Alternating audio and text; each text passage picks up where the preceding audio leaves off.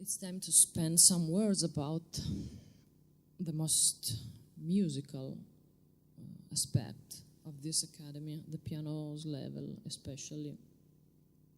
Master Americo Pasquale Caramuta was my teacher in piano, and he's the one to whom I owe my education. I consider it a completely original education trained on the phenomenology of piano technique, and I will try to explain it a little bit, not in detail, obviously it's not the place to do it, but well, this will be useful to understand how and which attitude and which background I joined the GNM with. I want you to listen to some recordings by him, which helps me in explain the base of my pianism, and it's also a way to thank him somehow, as I couldn't do it in time before his death. Nella mia fenomenologia, il fenomeno siete voi, il fenomeno dove lo spazio esterno e voi diventiate una sola cosa, alla forma di Hegel, che parla della fenomenologia mistica. È quello che va al di là della limitazione della conoscenza dell'uomo. Non vuol dire che non ci sia reale, non vuol dire che non ci siano cose vere. Come l'elettrone colpito di un raggio gamma, per esempio, si trasforma in un fotone che non c'ha massa nessuna. Come? È la stessa cosa. C'aveva peso, adesso no, è una cosa diversa. E dopo colpito muore e si trasforma in un positrone, che sarebbe una specie negativa contro l'elettrone, o in un mesone, che è una forma diversa. E perché sono interessato in queste cose? Perché mi interessate voi, perché mi interessa la musica, mi interessa la vita, mi interessa il fenomeno. Caramuta said in the recording, differently from Kant, Fichte or Husserl, who consider things the center of the phenomenon, in his phenomenology, the phenomenon begins with the performer. In his phenomenology, by Caramuta, the performer and the external space become a single thing. Yes, he said, you are the phenomenon. You means his pupils, or rather the performer.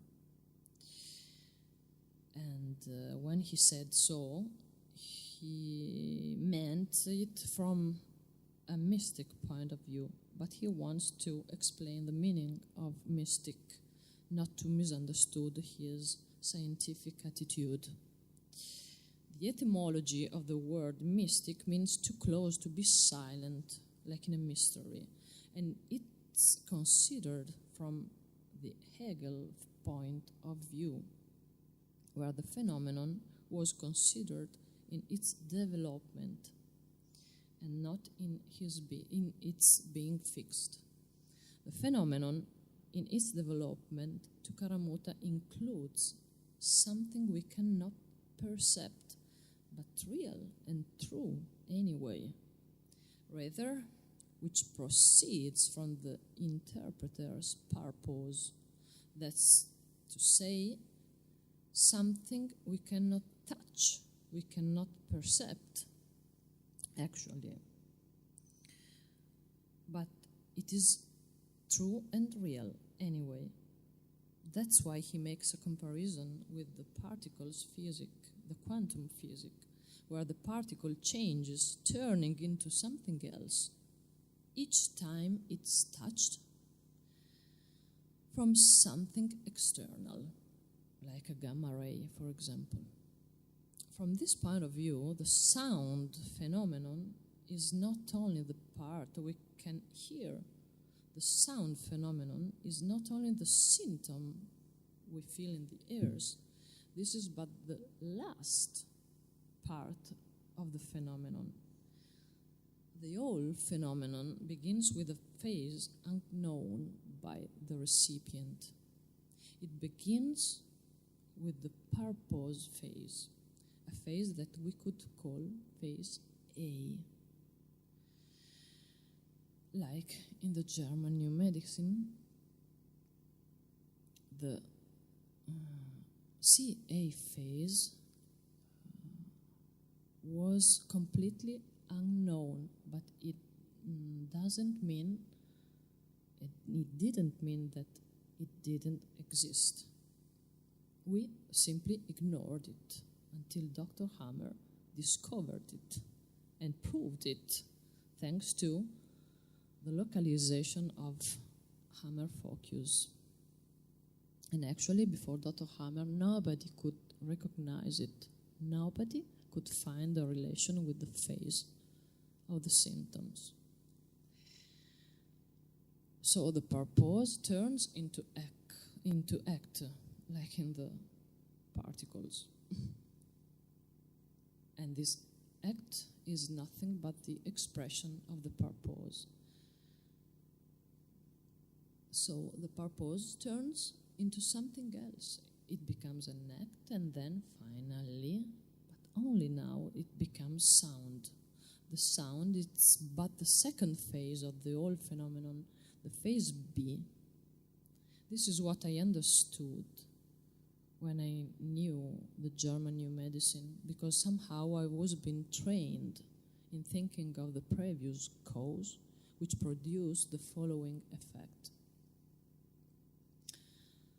From the point of view of the Germanic, we could compare the sound symptom to the PCL phase, which comes from the CA phase, the one that nobody could see.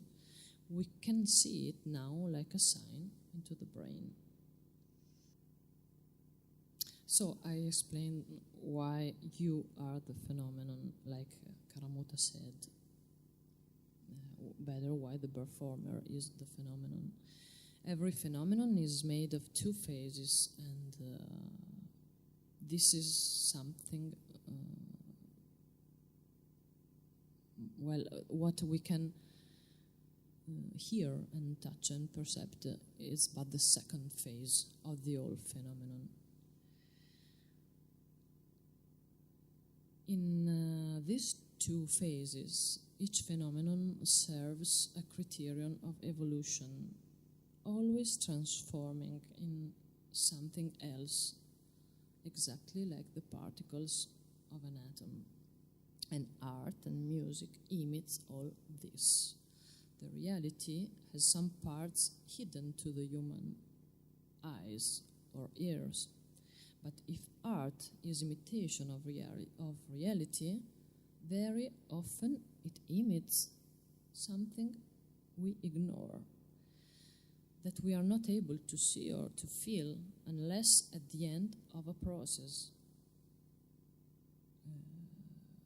I said that finding the second law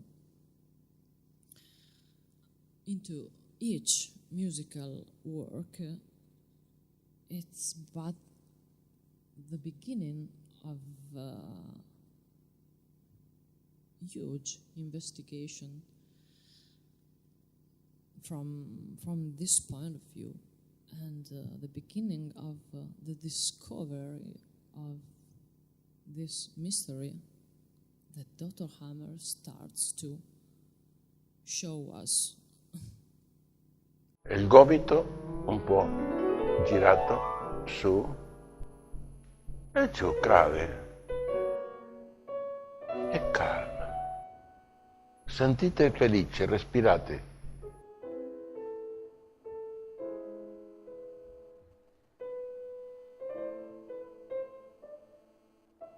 Questo che chiamo respirare, che è il sentirvi.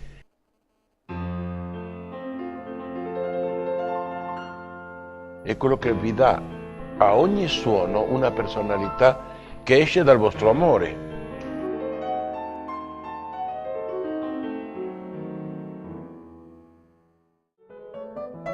La mano appesa come uno straccio umido.